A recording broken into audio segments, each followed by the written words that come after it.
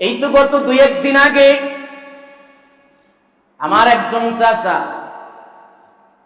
আলেম, একই মসজিদে 30 বছর পর্যন্ত খেদমত করেছেন, নামাজ আদায় করেছেন, ইমামতি করাইছেন, ওসিয়াত করে গেছেন সন্তানদেরকে। এখানে আমি দীর্ঘ 40 বছর অবস্থান করেছি। জায়গা কিনে ছোট্ট একটা ঘরও করেছেন, সন্তানদেরকে নিয়ে সেখানে বসবাস করতেছিলেন। ফজরের ঘরে তিনি ইন্তেকাল করেন। ওই যে গিয়েছিলাম প্রচন্ড বৃষ্টি আর পানি, এই প্রচন্ড বৃষ্টি আর পানির ভিতরে গিয়ে দেখলাম নিজের বাসার ভিতরেও জায়গা নাই, রাখার মতন জায়গা নেই। ভিন্ন একটা জায়গায় এক বিল্ডিং এর নিচে রেখে দিয়েছে তাকে।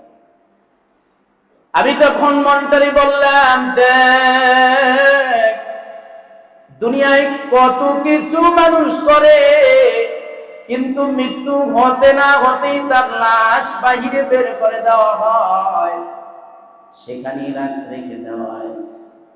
আসরের পরে জানাজা হয়েছে, বাসার থেকে প্রায় আধা ঘন্টা দূরে পথ অতিক্রম করেছি, লাশ কাঁধে নিয়ে সেখানে গিয়েছি।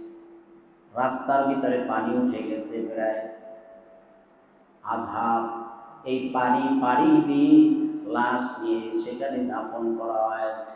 নিজ হাতে দাফন করতে গিয়ে কবরের ভিতরে দেখলাম পানি উঠে গেছে। পানি মোটামুটি 3 হাতের মতন গভীরতা করা হয়, কবর খনন করা হয়। তো ওখানে কবরটা 1 হাত খনন করেছে, তাতেই পানি উঠে গেছে। মনটারে বুঝাইলাম, দুনিয়াতে কিছুই না। আসরের নামাজ পড়ার পরে জানাজা হয়ে গেল, এবারে লাশটারে কবরের মধ্যে নামানো। আমি নিজেই কবরের ভিতরে নামলাম, লাশ ধরে কবরে রাখলাম। এক পাশ বালু দিয়ে মাটি, বালু দিয়ে পানি নির্যাসন করা হয়েছে। এরপরে লাশ রেখে তারপরে মাটি চাপা দেওয়া হয়ে গেল। এটাই দুনিয়া। মাটি চাপা দেওয়া হয়ে যাওয়ার পরে একটা সেকেন্ড ওখানে মনটা টিকলো না। সবাই বললো যে তাড়াতাড়ি এখান থেকে চলো।